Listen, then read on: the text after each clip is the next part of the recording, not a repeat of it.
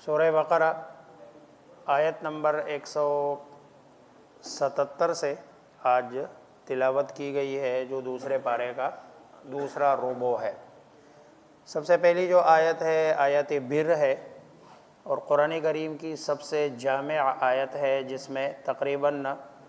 دین کے جتنے بھی شعبے ہیں ان سب کا اس میں احاطہ کیا گیا ہے، اور یہ بتایا گیا ہے کہ صرف عبادات کافی نہیں ہے، بلکہ کامل اور مکمل نیکی، بندے کے عقائد ٹھیک ہو، من آمن باللہ والیوم الآخر سے عقیدے کی طرف اشارہ کیا۔ دوسری چیز اس کے بعد عبادات ہو،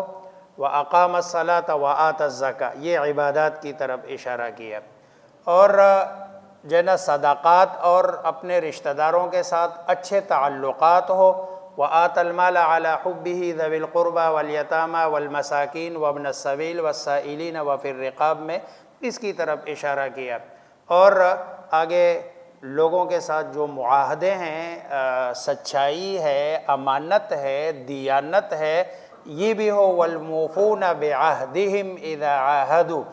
اور آخر میں تکالیف پر صبر ہے۔ یہ ساری چیزیں مل جاتی ہے، اس کو اللہ فرماتے ہیں یہ کامل نیکی ہے، اور یہ لوگ جو اختیار کرتے ہیں اولئک الذین صدقوا، یہی لوگ سچے ہیں، واولئک هم المتقون، اور یہی لوگ متقی اور پرہیزگار ہے۔ اس کے بعد آیت قصاص ہے۔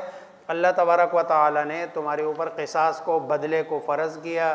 اور قصاص کو اللہ تبارک و تعالی فرما رہے وَلَكُمْ فِي الْقِصَاصِ حیات، کہ تمہارے لیے قصاص میں بدلے میں زندگی ہے۔ حالانکہ قصاص میں تو ایک بندے کی جان جو ہے نا لی جاتی ہے، جبکہ اس کو حیات کہا کہ جب ایک بندے کی جان لے لی جائے تو پھر کسی اور کو دوسرے آدمی کی جان لینے کی ہمت نہیں ہوگی۔ جن ممالک میں قصاص ہے، جیسے مثلا آپ دیکھ لیں سعودی عربیہ میں قصاص کا قانون ہے، کسی درجے میں ہے لیکن بہرحال ہے صحیح، یہ والا قانون وہاں ہے، تو کسی کو قتل کرنے کی وہاں ہمت نہیں ہے، اسی لیے اللہ تبارک و تعالی قصاص کو حیات۔ اس کے بعد پھر اگلی آیات میں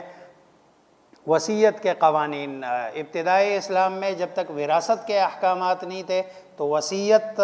کو فرض قرار دیا گیا تھا کہ بھئی مرتے وقت بندہ اپنے رشتہ داروں میں وصیت کر لے کہ بھئی باپ کو اتنا دینا، بیٹی کو اتنا دینا، بیٹے کو اتنا دینا، لیکن جب وراثت کے احکامات آئے ہیں تو فرضیت وصیت کی جو ہے نا منسوخ ہو گئی ہے، لیکن استحباب اب بھی باقی ہے کہ بھئی غیر وارث کے لیے کسی آدمی کو 1/3 یعنی 1/3 میں وصیت کی گنجائش ہے کہ بھئی وہ وصیت کر لے، اور جو اس کے ورثاء ہوتے ہیں ان کے لیے اس وصیت کو پورا کرنا لازم ہے اور ضروری ہے کہ وہ اس وصیت کو جو ہے نا پورا کر لے۔ اس کے بعد پھر جو ہے نا رمضان کے روزے اور روزوں کا تذکرہ ہے۔ یا ایھا الذین آمنوا کتب علیکم الصیام کما کتب علی الذین من قبلکم، پھر روزے کا مقصد بتا دیا لعلکم تتقون، تاکہ تم متقی اور پرہیزگار بن جاؤ۔ پھر روزے کے جو ہے نا درمیان اگر کسی کو کوئی مسئلہ ہو، بیماری ہو، تو اس صورت میں اللہ تبارک و تعالی نے گنجائش دے دی ہے کہ بھئی روزہ نہ رکھے، لیکن بعد میں ان روزوں کی قضا کرے۔ یہ نہیں کہ بھئی بندہ ٹھیک ٹھاک ہے بعد میں لیکن پھر بھی فدیہ دے رہے، نہیں، وہ فدیہ تو اس آدمی کے لیے ہے کہ جو آدمی کبھی بھی روزہ رکھنے پر اس کی قدرت نہ رہے اور اسی طرح وہ دنیا سے چلا جائے، انتقال کر جائے۔ پھر آگے رمضان کے مہینے کا بتا دیا کہ یہ جو رمضان کا مہینہ ہے قرآن اسی میں اتارا گیا ہے، گویا کہ قرآن اور رمضان یہ ایک دوسرے کے لیے لازم اور ملزوم ہے۔ فیہ ھدی للناس وبینات من الھدی والفرقان، کل جو ہم نے اللہ سے مانگا تھا نا اہدنا الصراط المستقیم، پھر اللہ تبارک و تعالی فرماتے ہیں شہر رمضان الذی انزل فیہ القرآن ھدی للناس وبینات من الھدی، اور ہدایت کے جو واضح نشانات ہیں وہ اسی میں ہے، والفرقان، اور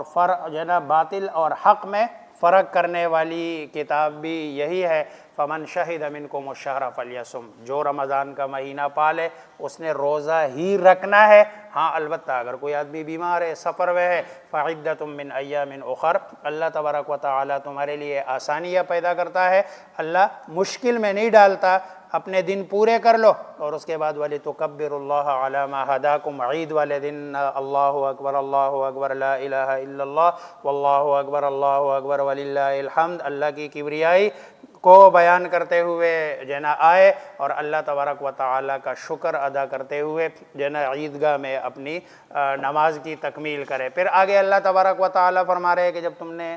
مانگنا ہے نا رب سے تو پھر رب ہی سے مانگا کرو اور آہستہ مانگا کرو۔ اللہ تبارک و تعالیٰ تمہاری بات کیا کرتا ہے، سن لیتا ہے، اور کہہ دے ان کو کہ بھئی میں تو قریب ہوں، اور جو بھی مجھ سے مانگتا ہے، پھر رمضان کا مہینہ ہے، رب سے زیادہ مانگے، حد سے زیادہ رب خوش ہوتا ہے۔ جیسے ایک بچہ اپنی ماں سے لپٹ کر جو ہے نا مانگتا ہے، اور ماں آخر میں مجبور ہوتی ہے اس کو دینے پر، اسی طرح اپنے رب سے اس طرح مانگا جائے، رب دیتے ہیں، عطا کرتے ہیں، رب کی رحمتیں بہت زیادہ۔ یہ جو 72 ماہیں یا 70 ماہیں، یہ 70 اور 72 ظاہری بات ہے رب کی رحمت کو کسی چیز کے ساتھ تشبیہ نہیں دی جا سکتی ہے، یہ صرف مجھے اور آپ کو تسلی یا سمجھانے کے لیے 70 اور 72 ماہوں کے ساتھ اس کی جو ہے نا تشبیہ دی جا رہی ہے۔ آگے پھر اعتکاف کے مسائل بیان کیے گئے ہیں، پھر رمضان کے روزے سے متعلق بتا دیا گیا کہ بھئی روزے کا جو ٹائم ہے، جو طلوع فجر یہ ٹائم ہے، اور جیسے ہی طلوع فجر ہو تو اس کا مطلب ہے کہ کھانے پینے کی جو پابندی ہے وہ شروع ہو جاتی ہے، اور ثم اتموا الصیام الی اللیل، پھر یہ رات تک یہ معاملہ جو ہے نا چلتا رہتا ہے۔ اس کے بعد جو ہے نا ایک تو حج کے احکامات بتا دیے اور جہاد کے احکامات بتا دیے۔ حج کے احکامات میں جو ہے نا سب سے جو بنیادی بات ہے وہ یہ بتائی کہ حج کے دوران لڑائی جھگڑا نہیں کرنا، فساد نہیں کرنا، گالم گلوچ نہیں کرنا، اور یہ سارا جو سفر ہے حج والا یہ نیکیوں کا سفر ہے، اور اس میں نیکی ہی جو ہے نا مد نظر رہنی چاہیے۔ ہاں اگر کوئی تھوڑا بہت بندہ وہاں کوئی خرید و فروخت بھی کر لے تو اس میں کوئی حرج نہیں ہے، لیکن مقصود خرید و فروخت نہ ہو۔ یہاں آپ کے پاس وَتَزَوَّدُوا فَإِنَّ خَيْرَ الزَّادِ التَّقْوَىٰ، اس میں جو بہترین زاد راہ ہے وہ پیسہ مال دولت نہیں ہے بلکہ تقوی کا زاد راہ ہو۔ وَاتَّقُونِ يَا أُولِي الْأَلْبَابِ، آگے پھر جو ہے نا جہاد کے احکامات کو تفصیل کے ساتھ جو ہے نا بیان کیا گیا۔ آگے بتا دیا کہ یا ایھا الذین آمنوا ادخلوا فی السلم کافہ، اے ایمان والو اسلام میں پورے کے پورے داخل ہو جاؤ۔ یا تو یہ ہے کہ تم یعنی پورا اسلام اپنے جسم پر لاگو کر لو، ایسا نہ ہو کہ نماز تو پڑھو لیکن باقی جو معاشرت ہے، معاملات ہے، وہ تمہارے کافروں کے طریقے پر ہو۔ اور یا یہ ہے کہ یا ایھا الذین آمنوا ادخلوا فی السلم کافہ، کہ ہاتھ پر تو تمہارا اسلام ہے لیکن تمہاری آنکھ اسلام کے مطابق نہیں ہے، کان اسلام کے مطابق نہیں ہے۔ دونوں معنی ہو سکتے ہیں کہ یا تم داخل ہو جاؤ پورے اسلام میں، یا تمہارا جسم پورا کا پورا اسلام میں داخل۔ یہ جو آگے آیت آتی ہے نا لا اکراہ فی الدین، کہ دین میں اکراہ نہیں ہے، دین میں زبردستی نہیں ہے، اس کا تعلق کافروں کے ساتھ ہے، مسلمانوں کے ساتھ نہیں ہے۔ مسلمانوں کے لیے اللہ کا حکم یہ ہے کہ ادخلوا فی السلم کافہ، ہاں کافروں کے لیے یہی ہے، اگر کوئی آدمی کافر ہے تو اس کو زبردستی مسلمان نہیں کیا جا سکتا، اور یہ ویسے بھی کامن ہے کیونکہ ایمان کا تعلق زبان کے ساتھ نہیں ہے، ایمان کا تعلق ہاتھ آنکھوں کے ساتھ نہیں ہے کہ آپ زبردستی کریں، ایمان کا تعلق تو کس کے ساتھ ہے؟ دل کے ساتھ ہے، اور دل پر کسی کا بس اور کسی کا زور چلتا نہیں ہے۔ اسی لیے اگر زبردستی وہ کر بھی دے تو ظاہری بات ہے اس کا ایمان اور اسلام قابل قبول نہیں ہے۔ آگے جو ہے نا اللہ تبارک و تعالیٰ نے ان کے بیچ میں صحابہ کرام رضوان اللہ تعالیٰ علیہم اجمعین کے سوالات کا تذکرہ ہے۔ چنانچہ صحابہ نے پوچھا کہ بھئی ماذا ينفقون، اور جو ہے نا کس پر خرچ کرے، کتنا خرچ کرے، تو اللہ تبارک و تعالیٰ نے فرمایا کہ بھئی اگر خرچ کرنے کی بات ہے نا تو سب سے بہتر راستہ خرچ کرنے کا فَلِلْوَالِدَيْنِ، والدین پر خرچ کرو، رشتہ داروں پر خرچ کرو، یتیموں پر خرچ کرو، مساکین پر خرچ کرو، اور مسافروں پر خرچ کرو۔ اور خرچ کا جو یہ ترتیب بھی یہی ہے کہ سب سے پہلے خرچ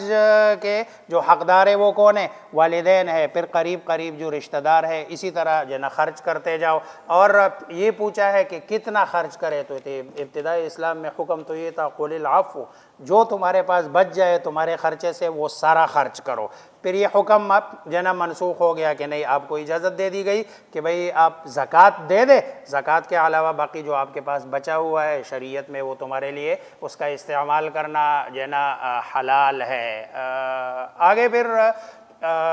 نکاح کے، طلاق کے، رضاعت کے احکامات کو بیان کیا گیا۔ سب سے پہلے نکاح کے جو ہے نا وہ احکامات کو بیان کیا گیا کہ ایمان والوں کو چاہیے کہ بھئی وہ نکاح کے وقت چاہے مرد ہو یا عورت ہو وہ دینداری کو مد نظر رکھے، ایمان کو مد نظر رکھے، کافر سے نکاح نہ کرے، اور دوسرا یہ کہ جو نا کسی بے دین سے اور ملحد سے نکاح نہ کرے۔ رسول اللہ صلی اللہ علیہ وسلم کا فرمان ہے تنکح المرأۃ لاربع، کسی عورت کے ساتھ جو نکاح کے بنیادیں ہیں وہ 4 ہے، مال ہے، حسب ہے، دین ہے اور حسن ہے، کہ بھئی مال کی بنیاد پر، حسن کی بنیاد پر، دین کی بنیاد پر اور حسب و نسب کی بنیاد پر۔ آپ نے فرمایا فاظفر بذات الدین، دین والے کو اختیار کر کے، دین والے سے نکاح کر کے کامیابی حاصل کر لو۔ گویا کہ دیندار عورت جو نا ہونی چاہیے۔ آگے اللہ تبارک و تعالیٰ فرماتے ہیں اگرچہ وہ لڑکی تمہیں یا وہ لڑکا تمہیں اچھا ہی کیوں نہ لگے، کیوں؟ اس لیے اولئک یدعون الی النار، یہ تمہیں جہنم کی طرف لے کے جائیں گے، جبکہ اللہ تمہیں کدھر لے کے جانا چاہتا ہے؟ الی الجنہ ومغفرہ بإذنہ۔ آگے جو نا اللہ تبارک و تعالی فرماتے ہیں کہ یہ اپنے قسموں کو، اللہ تبارک و تعالیٰ کو اپنے قسموں کے لیے ہدف نہ بناؤ کہ بھئی ہر بات پر تم اللہ تبارک و تعالیٰ کے نام کو استعمال کرو۔ پھر یمین لغو سے منع کیا، لیکن یمین لغو پر مواخذہ نہیں ہے۔ یمین قسم اس کی 3 قسمیں ہیں، ایک جیسے بندہ تکیہ کلام کے طور پر کہتا ہے اللہ کی قسم، خدا کی قسم، اس کا مواخذہ نہیں ہے۔ رسول اللہ صلی اللہ علیہ وسلم کے کلام میں بھی بلا واللہ، لا واللہ، اس طرح کے الفاظ ہے، کلمات ہے، یہ تکیہ کلام۔ لیکن اگر کسی آدمی کا باقاعدہ ارادہ ہو اور غلط بیانی کر رہا ہو تو پھر وہ یمین غموس ہے، اس پر گناہ ہے اور سخت اللہ تبارک و تعالیٰ کی جو نا پکڑ ہے۔ آگے پھر طلاق کے احکامات کو بیان کیا گیا کہ بھئی طلاق جو نا 3 ہے، ایک طلاق، دوسری طلاق، ان 2 طلاقوں کے بعد بندے کو اختیار ہے کہ وہ ان کو رکھے یا پھر چھوڑے، تیسری طلاق کے بعد پھر یہ والا اختیار ختم ہو جاتا ہے۔ درمیان میں جو ہے نا خلع کی بات کا بھی تذکرہ ہے کہ اگر عورت نہیں رہنا چاہتی پھر دونوں آپس میں رضامندی کے ساتھ کچھ لے دے کے اپنا یہ رشتہ ختم کر دے، اگر وہ اللہ کے حدود کو نہیں قائم رکھنا چاہتے ہیں۔ جیسے وہ ایک صحابیہ ہے فاطمہ بنت قیس ہے، انہوں نے رسول اللہ صلی اللہ علیہ وسلم کے پاس جو ہے نا آ کے اپنے شوہر کے بارے میں کہا ہے کہ لا اعتب علیہ فی دین ولا خلق، میں جو نا اس پر عیب نہیں لگاتی، نہ اس کے دین کے معاملے میں، نہ اخلاق کے معاملے میں، ولکنی اکرہ الکفر فی الاسلام، لیکن میں کفر کو، ناشکری کو اسلام میں ناپسند کرتی ہوں، مجھے نہیں اچھے لگتے ہیں اپنے شوہر، میرا اس کے ساتھ مطلب طبعی میلان اور دل نہیں لگ رہا ہے، اب میں کیا کروں، مجھے اس سے جدائی چاہیے۔ تو آپ صلی اللہ علیہ وسلم نے پوچھا اس نے جو تمہیں مہر کی صورت میں باغ دیا تو تم واپس کر دو گی؟ تم نے کہا ہاں کیوں نہیں، میں وہ باغ واپس کر دوں گا اور کوئی اور بھی دینا اگر پڑ جائے تو میں اور بھی دے دوں گی۔ آپ صلی اللہ علیہ وسلم نے اس کے شوہر کو بلا کے کہا کہ بھئی آپ یہ جو باغ آپ نے اس کو دیا تھا مہر کی صورت میں یہ واپس لے لے اور اس کو طلاق دے دے۔ گویا کہ رسول اللہ صلی اللہ علیہ وسلم نے اس کے شوہر کو راضی کیا اور یہ خلا کی یہ بہترین اور اچھا طریقہ ہے۔ اور یہ جو خلے والا معاملہ ہے نا، یہ عدالت کا معاملہ نہیں ہے، یہ خلے والا معاملہ یہ گھر کا معاملہ ہے، کیونکہ یہ میاں بیوی کی رضامندی کے ساتھ ہوتا ہے۔ عدالت والا معاملہ تو وہ تنسیخی نکاح والا معاملہ ہے کہ شوہر ظالم ہو، ظلم کر رہا ہو، زیادتی کر رہا ہو، نفقہ نہیں دے رہا ہو، نفقہ یا مار رہا ہے تو پھر عدالت میں جانا چاہیے۔ لیکن ہم نے اب خلے والے معاملات کو بھی سارے عدالت میں لے کے جاتے ہیں۔ پھر آگے جن عورتوں کو طلاق ہو گئی ہے، طلاق کے بعد اگر وہ اپنے پچھلے والے شوہر کے، اور 3 طلاقیں نہیں ہوئی، پچھلے والے شوہر سے یا کسی اور آدمی سے معاشرتی دستور کے مطابق اگر وہ نکاح کرنا چاہ رہی ہے نا تو اس کے جو پیرنٹس ہے، اولیاء ہے، ان کو اس میں درمیان میں نہیں آنا چاہیے۔ گویا کہ اسلام اس عورت کو کہ جو عورت ایک دفعہ مطلقہ ہو جائے یا ایک دفعہ اس کے شوہر کا انتقال ہو جائے تو تو اسلام اس کو کھلی اجازت اس بات کی دیتا ہے کہ وہ اگر، لیکن ایک بات جو میں کہہ رہا ہوں وہ جو معاشرتی دستور ہے اس دستور کے مطابق کر رہی ہے اور اس اپنا نکاح کر رہی ہے، تو جو ہے نا اس کے اولیاء کو منع کیا گیا ہے کہ بھئی نہیں، آپ اس میں کوئی رکاوٹ نہ ڈالے کہ بھئی پہلے شوہر نے تمہیں پہلے طلاق دی، اب دوبارہ کیوں جانا چاہ رہی ہے، تمہیں تو اس طرح نہیں ہے اور ہماری جو ہے نا یہ بےعزتی ہے، یہ ہے وہ ہے۔ اللہ تبارک و تعالیٰ فرماتے نہیں، ایسا نہ کرو، اس کو جو ہے نا اس سے نکاح کرنے دو، اور یہ اس کے لیے بہتر ہے کہ پہلے والے شوہر کے پاس یہ جو ہے نا جائے۔ پھر آگے عدت کو بیان کیا کہ بھئی اگر کسی عورت کو طلاق ہو جائے تو اس کی عدت، اگر اس کو جو ہے نا ماہواری آتی ہے تو 3 ماہواری ہے، اللہ تبارک و تعالیٰ نے بتا دیا۔ اگر ماہواری نہیں آتی تو پھر 3 مہینے ہے، مہینے گزار کے اس کی عدت پوری ہو جائے گی۔ اور اگر وہ حاملہ ہے، پیٹ میں بچہ ہے، تو پھر وضع حمل ہے۔ اور اگر کسی عورت کے جو ہے نا شوہر کا انتقال ہو جائے تو اس کی عدت 4 مہینے 10 دن ہے۔ یہ والا عرصہ جب گزر جائے تو اس عرصے کے بعد اس عورت کو اگر کہیں اور شادی کرنی ہو تو اس کو اختیار ہے، وہ شادی کر سکتی ہے اور شریعت اس کو منع نہیں کرتی۔ اگلی جو بات ہے، اگر وضع حمل یعنی بچے کی پیدائش کا مسئلہ ہو تو حضرت عمر رضی اللہ تعالیٰ عنہ کا وہ قول، وہ فرمان کہ اگر شوہر ابھی تختے پر ہے، یعنی ابھی اس کو غسل بھی نہیں دیا گیا، اور کسی عورت کا بچہ پیدا ہو جائے اسی شوہر سے اور وہ فوت ہوا ہے، تو اس کی عدت کیا ہو گئی؟ پوری ہو گئی۔ اگلے دن، اگرچہ معاشرتی طور پر اگلے دن اس کے لیے نکاح کرنا، شوہر کل فوت ہوا ہے لیکن شریعت کی نظر میں اس کے لیے اگلے دن نکاح کرنا کیا ہے؟ جائز، کیونکہ اس کی عدت کیا ہو گئی ہے؟ پوری ہو گئی۔ آگے پھر جو نا بچوں کے اس کا مسئلہ ہے رضاعت کا، کہ بچوں کو دودھ پلانا 2 سال مکمل، یہ بچے کا حق ہے، اور یہ جو ہے نا ماں یا باپ کسی وجہ سے، یا تو یہ ہے کوئی بہت بڑی مجبوری ہے، کوئی بیماری ہے، لیکن اگر مجبوری نہیں ہے، بیماری نہیں ہے، صرف اپنے جسم کو مینٹین رکھنے کے لیے اگر کوئی خاتون کہتی ہے کہ نہیں میں نے دودھ نہیں پلانا، یا جو ہے نا، حالانکہ جسم اس سے خراب نہیں ہوتا، جسم تو اس سے بہتر ہوتا ہے۔ آج کل یہ جو کینسر آ رہا ہے، اس کینسر کی سب سے بڑی وجہ جو خواتین کو آتا ہے وہ یہی ہے کہ بچوں کو وہ فیڈ نہیں کرتی، جس کی وجہ سے اس میں کینسر اور مختلف قسم کی بیماریاں آتی ہے۔ اگر میاں بیوی میں طلاق بھی ہو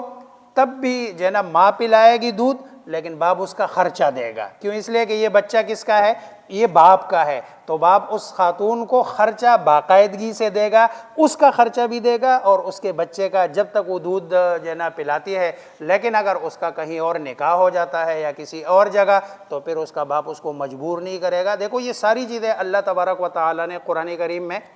یہ نا بتا دی ہے۔ آگے پھر اللہ تبارک و تعالیٰ نے پھر فرمایا کہ بھئی اللہ کے راستے میں لڑو۔ پھر من ذا الذی یقرض اللہ قرضا حسنا، کون ہے جو اللہ تبارک و تعالیٰ کو قرض حسنا؟ اللہ کو نہیں ضرورت قرض حسنا۔ یہ قرض حسنا اللہ کو دینے کا کیا مطلب؟ کہ اللہ کی مخلوق میں کسی کی مدد کرنا، یہ اللہ کو قرض حسنا دینا ہے۔ اور قرض حسنا جب کوئی بندہ اللہ کو دیتا ہے فَيُضَاعِفَهُ لَهُ أَضْعَافًا کثیرہ، اللہ تبارک و تعالیٰ اس کو جو ہے نا دگنا تگنا بلکہ بہت زیادہ کر دیتا ہے۔ واللہ یقبض و یبسط، اللہ ہی جو ہے نا مال کو کم بھی کرتا ہے، سمیٹتا بھی اللہ ہے، اور اللہ تبارک و تعالیٰ کشادہ بھی کرتا ہے، مال کو زیادہ بھی کرتا ہے۔ پھر آگے بنی اسرائیل کے ایک قوم کا جو ہے نا واقعہ بتا دیا کہ بھئی یہ جب نکل جو ہے نا موت کے ڈر سے جانے لگے، اب موت کی ڈر یا تو جہاد ہے اور یا یہ ہے کہ ان پر کوئی وبا آیا اور اس وبا کی وجہ سے وہ جو ہے نا بھاگنے لگے اور ہزاروں کی تعداد میں تھے، تو اللہ تبارک و تعالیٰ نے سب کو مار دیا، اور مار کے ثم احیاہم، پھر دوبارہ ان کو کیا کیا؟ زندہ کیا۔ اللہ نے بتا دیا کہ بھئی اگر تم یہاں ہو یا ادھر، جو ہے نا وبا ہو یا نہ ہو، اللہ ہی کے ہاتھ میں ہے تمہیں مارنا اور دوبارہ تمہیں زندہ کرنا۔ آگے پھر بنی اسرائیل کے قوم کا واقعہ، کیا انہوں نے اپنے نبی حضرت سموئیل علیہ السلام سے جنہیں درخواست کی کہ ہمارے لیے کوئی کمانڈر، کوئی بادشاہ مقرر کر دے تاکہ ان کی سرکردگی میں ہم جہاد کریں، کیونکہ ہمیں تو بڑا ستایا جنہیں ہمارے یہ جالوت اور ان کے لشکر والوں نے۔ تو جو ہے نا ان کے نبی نے کہا بھئی آپ اللہ تبارک و تعالیٰ نے اگر فرض کر لیا اور فرض کرنے کے بعد تم نے انکار کر لیا تو پھر اللہ تبارک و تعالیٰ کا عذاب آئے گا۔ انہوں نے کہا نہیں، ایسا نہیں، اللہ تبارک و تعالیٰ نے طالوت کی صورت میں ان کو ایک کمانڈر دیا، اور وہ جو ہے نا ان کو لے کر بہرحال پھر یہ پیچھے ہوئے بھاگے ہیں لیکن طالوت لڑا اور جالوت کو اس نے طالوت کی سرکردگی میں یہ لڑے ہیں، اور داؤد علیہ السلام جو ان کے لشکر میں تھے، انہوں نے یہ داؤد علیہ السلام نے وہ جس کو منجنیق کہتے ہیں پشتو میں، اس کو یہ ایک تو یہ والا ہے، اور ایک وہ یوں جو مار کے یوں پھینکتے ہیں جس کو منجنیق کہتے ہیں، ہے تو منچھی نیک اصل لفظ ہے، پھر وہ منجنیق بنا ہے عربی میں جا کر وہ چونکہ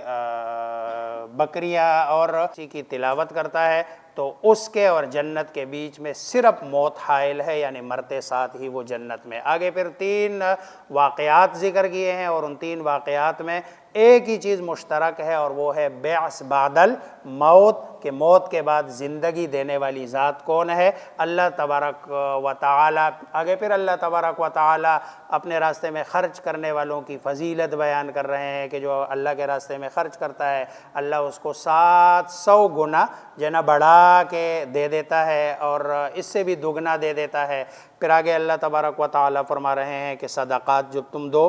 کھل کے بھی دو، لوگوں کے سامنے بھی دو، چھپ کے بھی دو۔ مواقع ہے الگ الگ، جہاں چھپ کے دینے کا موقع ہے وہاں چھپ کے دے تاکہ عزت نفس مجروح نہ ہو، جہاں کھل کر دینے کی ضرورت ہے تاکہ باقی لوگوں کو بھی پتہ اور علم ہو تو وہاں کھل کر دے۔ البتہ صدقات دینے کے بعد اذیت نہ دو، جتلاؤ نہ، اس سے اپنا کوئی ذاتی کام نہ لو۔ پھر آگے اللہ تبارک و تعالی فرما رہے ہیں کہ اگر مخفی دے دو تو یہ مخفی دینا بہرحال کھل کے دینے سے کیا ہے؟ بہتر ہے۔ پھر اللہ تبارک و تعالی فرما رہے وہ فقراء کہ جن کو اللہ تبارک و تعالیٰ کے راستے میں روک دیا گیا ہے، یعنی مجاہدین ہو گئے۔ اسی طرح آج کل کے جو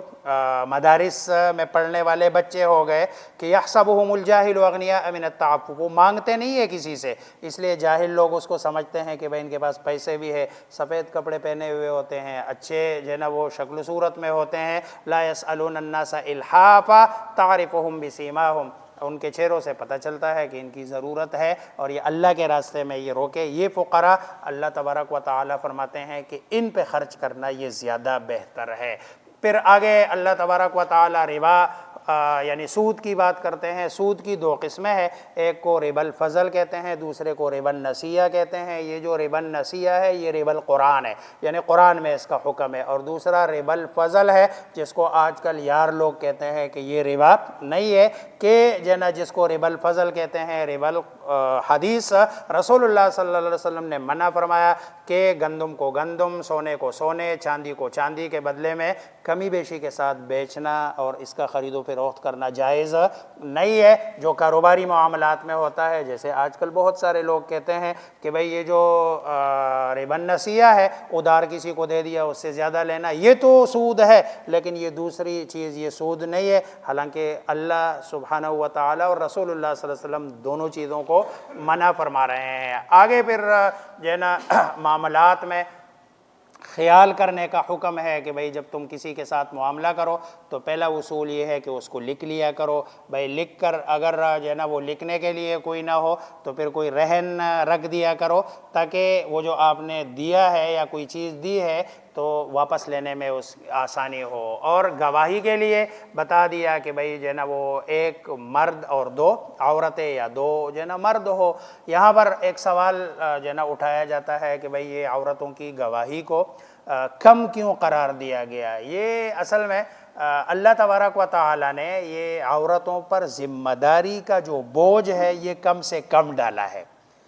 یہ ان کی اللہ تبارک و تعالی کی طرف سے کوئی کمی نہیں ہے، یہ ذمہ داری کا بوجھ ہے جو اللہ نے۔ اب مثلا اگر اللہ تبارک و تعالی گواہی کی ذمہ داری کا بوجھ یہ خواتین پہ ڈالتا تو گواہی دینا کوئی آسان کام ہے۔ آج مرد بھی اگر گواہی دینے کے لیے جاتا ہے تو اس کو ڈر لگتا ہے کہ بھئی جس کے خلاف گواہی دے رہا ہوں وہ کہیں قتل نہ کر دے، اس لیے اللہ تبارک و تعالی نے خاتون پر یہ بوجھ کم ڈالا ہے۔ اور اسی طرح جیسے پیچھے پارے میں اللہ تبارک و تعالی فرماتے وَلِلرِّجَالِ عَلَيْهِنَّ دَرَجَةٌ، کہ بھئی وَلَهُنَّ مِثْلُ الَّذِي عَلَيْهِنَّ بِالْمَعْرُوفِ، مرد اور عورتوں کے حقوق ایک جتنے ہیں، لیکن مرد کو یک گنا درجہ دیا گیا ہے، اور اس کی بنیادی وجہ یہ ہے کہ عورت کو اللہ تبارک و تعالیٰ نے ملکہ رکھا ہے، عورت کو اللہ تبارک و تعالیٰ نے شہزادی کے طور پر رکھا ہے۔ ذمہ داری کا بوجھ اللہ نے اس پر نہیں ڈالا، ذمہ داری کا سارا بوجھ اللہ تبارک و تعالیٰ نے کس پہ ڈالا ہے؟ مرد پہ۔ جب ذمہ داری کا بوجھ ڈالا ہے تو اس ذمہ داری کے بوجھ کی وجہ سے یک گنا